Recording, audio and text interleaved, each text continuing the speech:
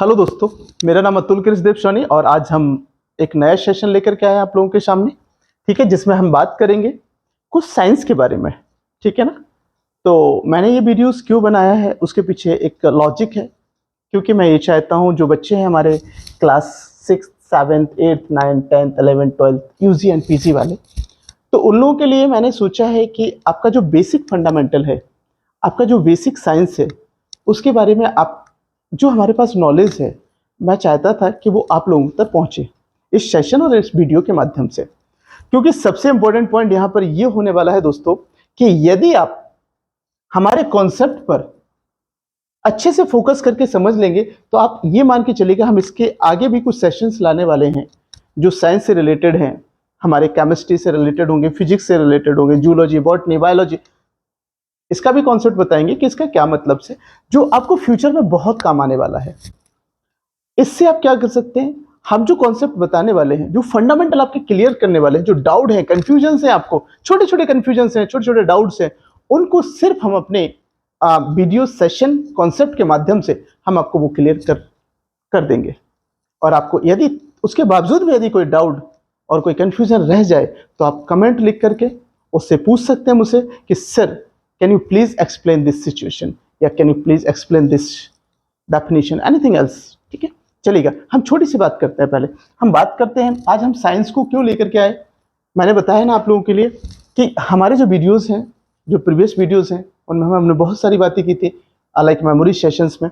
लेकिन हम ये भी चाहते हैं कि हमारे बच्चे, हमारे स्टूडेंट्स या हमारे दोस्त जो भी लोग हैं, वो आसानी से चीज़ों को अच्छे से समझ करके और उन्हें इम्प्लीमेंट कर सकें साइंस में। क्या क्या क्या चीज़ें हैं देखते हैं, चलिएगा। सबसे पहले हम समझते हैं साइंस कि साइंस क्या है। तो साइंस को हिंदी में हम विज्ञान कहते हैं। और साइंस क्या है हमारा, तो बात करते हैं। एक आपको जरूरी नहीं है कि आप किताबों से ही चीजें याद करो, आप किताबों की डेफिनेशन को ही रट करके आप जवाब दें किसी को, नहीं। आप खुद अपना दिमाग लगाएं कि विज्ञान है क्या। भाई सपोज करिएगा, यदि जनरल हम बात करें, कई लोग सोते हैं जैसे कोई प्रवचन देते हैं, कोई ऋषि मुनि होते हैं, कोई मंत्र पढ़ते हैं, कोई जादुई मंत्र पढ़ते हैं, तो हम लोग कहते हैं वो जादूगर है, वो ये है, वो ये है, मैथमेटिशियन है, दैट्स कॉल्ड। तो अब इसमें हम जैसे कि बात करें आप लोगों के सामने साइंस के बारे में, तो साइंस हमारा एक विज्ञान है। और आपको विज्ञान में क्या होता है कि मान लीजिएगा आप कोई भी कॉन्सेप्ट किसी को बताते हैं या कोई भी बात कहते हैं अपनी, तो आपको उसका प्रूफ देना मस्ट हो सकता है, क्योंकि इसीलिए विज्ञान प्रूफ के साथ चलता है। तो विज्ञान हमेशा क्या करता है, आपके सामने जो भी लॉजिक्स होते हैं, जो भी कॉन्सेप्ट्स होते हैं, उसके पीछे एक वजह होती है, एक रीजन होता है, और वो रीजन सॉलिड होता है और वैलिड होता है। तो आप ध्यान से इस बात को रखिएगा। तो साइंस में क्या है, जैसे कि हम प्रकृति के बारे में जानना चाहते हैं, लाइक स्टडी ऑफ नेचर, यदि हम उसके बारे में जानना चाहते हैं, हम बात करें, हम एलिमेंट्स के बारे में जानना चाहते हैं, हमारी जो गैसेस हैं, लाइक हमारे यूनिवर्सल में, ब्रह्मांड में there are lot of gases, like nitrogen gas है, ऑक्सीजन गैस है, इनर्ट गैसेस है, तो बहुत सारी गैसेस हैं। उनके बारे में भी हमें रिसर्च करना हो, R&D करना हो, स्टडी करना हो, तो वो भी हमारी एक विज्ञान है।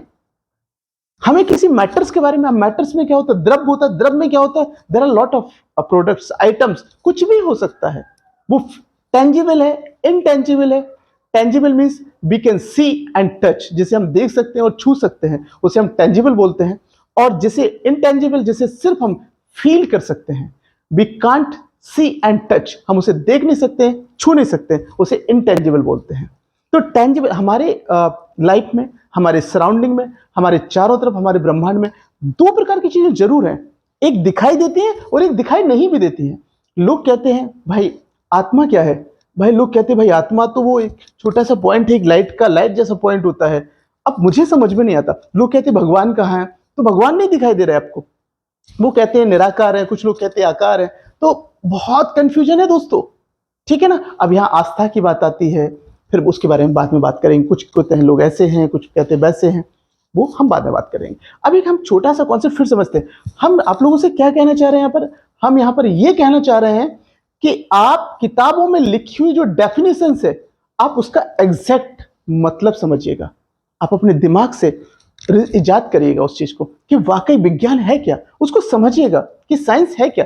तो साइंस क्या है, आप किसी भी पर्टिकुलर चीज के बारे में जब स्टडी करेंगे तो आपका उसका नॉलेज हो जाएगा, और आप उसमें यदि कोई प्रूफ दे पाए तो वो विज्ञान में कन्वर्ट हो जाएगा दोस्तों।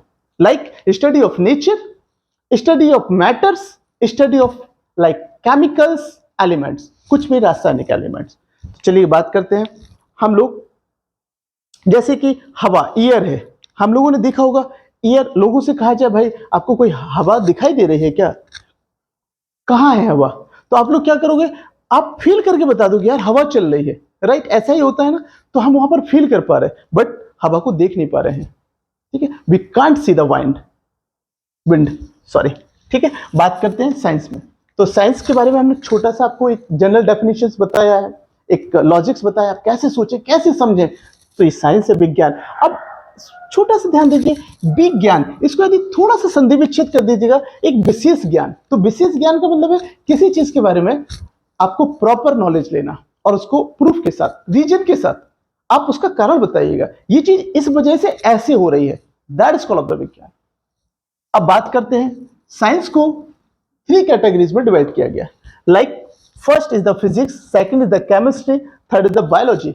सो फिजिक्स इज द भौतिक विज्ञान हिंदी में, केमिस्ट्री को रसायन विज्ञान बोलते हैं, और biology divided into 2 parts, like first is the zoology and second is the botany. So zoology, because biology is the जीव विज्ञान, जीव विज्ञान मीन्स बायोलॉजी, जीव विज्ञान मीन्स लाइक जीव जंतु प्लस पादप, पादप मीन्स पेड़ पौधे, जंतु हमारे जीव जंतु। तो भाई जिनमें जान है उन्हें जीव कहा गया। तो हमारे पेड़ पौधे भी क्या करते हैं, कार्बन डाइऑक्साइड लेते हैं कभी और ऑक्सीजन छोड़ते हैं। तो भाई हम लोग भी ऑक्सीजन क्या कर रहे हैं, ले रहे हैं, कार्बन डाइऑक्साइड छोड़ रहे हैं। इसका मतलब हम भी एक जीव में आ रहे हैं ना। यदि हम जीव में आ रहे हैं तो ऐसे हमारे पेड़ पौधे भी जीव में आ रहे होंगे। ये तो भाई साइंस ने प्रूव किया है इस चीज को, राइट। अब इसमें बायोलॉजी में 2 चीजें, जूलॉजी एंड बॉटनी। जंतु विज्ञान, हम इसके बारे में जंतु के बारे में पढ़ेंगे, जंतु की जातियां पढ़ेंगे, उनकी उनमें रिसर्च करेंगे, उन पर स्टडी करेंगे, वो जंतु विज्ञान में आएगा। बॉटनी, वनस्पति, पेड़ पौधों के बारे में हम जानकारी लेंगे, उसको हम वनस्पति विज्ञान कहते हैं। तो हमने एक छोटा सा आपको एक डिवाइड करके, कैटेगराइज करके, समराइज करके आपके सामने बताया है दोस्तों कि साइंस क्या है, फिजिक्स क्या है, केमिस्ट्री क्या है, बायोलॉजी क्या है, जूलॉजी क्या है, बॉटनी क्या है। तो आप लोग थोड़ा सा एक आइडिया लग गया होगा आप लोगों को कि भैया ये साइंस है। अब भाई धीरे धीरे जब आप लोग पढ़ेंगे, 6th क्लास में जाएंगे तो आप पहले साइंस पढ़ेंगे तो उसमें छोटी छोटी चीजें पढ़ेंगे, फिर जब आप 6th 7th 8th 9th तक रहेंगे थोड़ा साइंस पढ़ते रहेंगे, 10th तक, फिर जब 11th में आएंगे तो आपके सामने फिजिक्स केमिस्ट्री डिवाइडेड हो जाएंगे, ये बड़े बड़े पार्ट बन जाएंगे, इसमें अलग अलग टॉपिक्स आ जाएंगे, कॉन्सेप्ट आ जाएंगे। जब यूजी पीजी में जाएंगे और बड़े बड़े टॉपिक्स आ जाएंगे आपके सामने, ठीक है ना, चलेगा। अब हमने यहाँ पर एक बात की है दोस्तों कि हमारे पास कुछ क्वांटिटीज हैं, राशियां हैं, यदि आप इनके बारे में अच्छे से जान जाएंगे तो आगे का साइंस इजी हो जाएगा, चाहे वो फिजिक्स हो, केमिस्ट्री में लाएंगे हम आपके सामने भी बहुत सारी चीजें लाएंगे, कुछ ऐसे ऐसे टॉपिक्स लाएंगे कि उससे आपका ये रूट है, ये जड़ है, यदि आपका ये मजबूत है तो आप ईमान नीचे करिएगा कि कल के दिन आप साइंस के बादशाह बन सकते हैं, लाइक आप उसमें एक महारत हासिल कर सकते हैं, आपके कॉन्सेप्ट क्लियर हो जाएंगे। बट आपको बेसिक्स यदि रूट नहीं पता, यदि आपका फाउंडेशन कमजोर है दोस्तों, तो आप बड़ी बिल्डिंग तैयार नहीं कर सकते हैं। इसलिए आपके फाउंडेशन से ध्यान दीजिएगा, ये आप फाउंडेशन बना रहे हैं। अब हमको बताने जा रहे हैं कि आपको अपनी जड़ मजबूत कैसे करना है, फिर देखते हैं कैसे चलता है, ठीक है। फंडामेंटल क्वांटिटीज के बारे में बात करें तो फंडामेंटल यूनिट्स, फंडामेंटल क्वांटिटीज मूल राशियां, फंडामेंटल क्वांटिटीज वो राशियां कहलाती हैं जो अपने आप में इंडिपेंडेंट होती हैं, वो किसी दूसरे पर निर्भर नहीं होती हैं। These quantities are not dependent to another quantities. That is called the fundamental quantities. हम उसे fundamental quantities बोलते हैं, जो अपने आप में खुद एक हैं, वो दूसरे पर निर्भर नहीं करते हैं।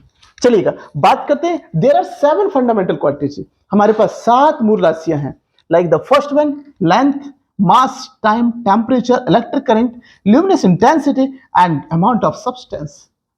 ठीक है, हमने बात की दोस्त फंडामेंटल क्वांटिटीज की। इधर यूनिट्स है हमारे पास, तो the length is the metre, इसका यूनिट जो होता है वो मीटर होता है, मास का किलोग्राम होता है, टाइम का सेकंड होता है, टेम्परेचर का केल्विन होता है, इलेक्ट्रिक करंट का एम्पियर होता है, ल्यूमिनस इंटेंसिटी का कैंडेला होता है, अमाउंट ऑफ सब्सटेंस का मोल होता है दोस्तों। इसको एक सिंबल्स में भी बोला गया है, मीटर्स एम बोला गया है, किलोग्राम्स को केजी बोला गया है, सेकंड्स को एस में रिप्रेजेंट करते हैं, केल्विन को के में रिप्रेजेंट करते हैं, एम्पियर को ए में रिप्रेजेंट करते हैं, कैपिटल ए में, कैंडेला को सीडी में रिप्रेजेंट करते हैं, मोल को मोल रिप्रेजेंट करते हैं। ठीक है, चलिएगा हिंदी में भी देख लेते हैं हम लोग। फंडामेंटल क्वांटिटीज को हम मूल राशि बोलते हैं और ये यूनिट्स को हम मात्रक बोलते हैं। मात्रक क्या है, यूनिट क्या है? भाई हम किसी चीज को किस में रिप्रेजेंट करते हैं, प्रदर्शित करते हैं, उसे हम मात्रक बोलते हैं, यूनिट। मान लीजिएगा सपोज करेगा, इसमें दो चीजें हैं, हम अभी आगे पढ़ेंगे हम आपके साथ, एक अमाउंट पढ़ेंगे, एक यूनिट पढ़ेंगे। अमाउंट और यूनिट मिलकर के परिमाण, परिमाण क्या होता है? अमाउंट। फिर उसके बाद में बात करेंगे जब परिमाण में जब यूनिट का आप मल्टीप्लाई कर देंगे तो वो फंडामेंटल क्वांटिटी बनकर तैयार हो जाएगी। अभी हम आपको जस्ट बताने वाले हैं दोस्तों, ध्यान से देखिएगा। अब लेंथ, मास ये सब बता दिया, लेंथ को लंबाई, लंबाई का मीटर है, द्रव्यमान का किलोग्राम है, समय का सेकंड है, तापमान का केल्विन है, विद्युत धारा का एम्पियर है, ज्योति तीव्रता का कैंडेला है और पदार्थ की मात्रा का मोल है। ठीक है दोस्तों, तो यहाँ पर जो हिंदी मीडियम के स्टूडेंट्स हैं वो यहाँ पर समझ ले अच्छे से, मान लीजिए उन्हें कंफ्यूजन हो रहा है, और जो इंग्लिश मीडियम के स्टूडेंट्स हैं वो इंग्लिश में यहाँ पे समझ ले, इसलिए मैंने दोनों प्रकार से अपने बोर्ड पर रिप्रेजेंट कर रखा है। ठीक है, चलिएगा अब हम बात करते हैं एक छोटा सा लॉजिक, और 2 मिनट की और बात कर लेते हैं, बस दैट्स इट है, ज्यादा नहीं करेंगे बात। सपोज करिएगा भाई लेंथ को मीटर में ही क्यों नापा जा रहा, मास को किलोग्राम में ही क्यों नापा जा रहा, ठीक है ना। तो जनरल भाषा में यदि आप छोटा सा लॉजिक लगाएं कि भाई मुझे 2 मीटर का आलू लेके आइएगा, तो ये थोड़ा सा कहना एक अजीब सा लग रहा। आप चीनी 3 मीटर की लाइएगा, आप एक काम करिए कपड़ा 2 सेकंड दे दीजिएगा, बट ऐसा नहीं होता। तो आप लोग खुद सोचिएगा, जैसे कभी मान लो आप भूल जाए किसी चीज को और आपको याद नहीं आ रहा हो किसी चीज का यूनिट, तो आप उसको थोड़ा सा हल्का सा कॉन्सेंट्रेटेड होकर के थोड़ा सा शांत मन से आप सोचिएगा, आलू, अच्छा ओके, वो लंबा नहीं हो सकता है आलू, इसका मतलब है उसे मीटर में नहीं नापा जा सकता है, उसका मीटर यूनिट नहीं हो सकता। मान लीजिएगा आप इनिशियल स्टेज में हैं, आपको कुछ नहीं पता, जीरो, आप बिल्कुल कुछ नहीं आता आपको, आप मान लीजिएगा आपको ये भी नहीं पता फंडामेंटल क्वांटिटीज क्या होती है, मूल राशि क्या होते हैं, उनको किस में नापा जाता है, उस केस की बात बता रहे हैं हमें। अदरवाइज तो फिर आप लोग ब्रिलियंट है, कोई इशू नहीं है दोस्तों, बहुत होशियार बच्चे हैं आप सारे लोग, तो ठीक है ना। तो सिर्फ हमारा बताने का मतलब है कि आप किसी चीज को कैसे एनालिसिस करें, जो चीज जिस चीज में नापी जा सकती है उसको उसी में नापें। ठीक है दोस्तों, ये हमारा एक छोटा सा सेशन था साइंस का, जो हमने आप लोगों के सामने आज डिस्कस किया है, डिटेल डिस्कस किया है। इसके बारे में और आगे भी हम डिस्कस करेंगे दोस्तों। Thank you so much and take care and bye दोस्तों।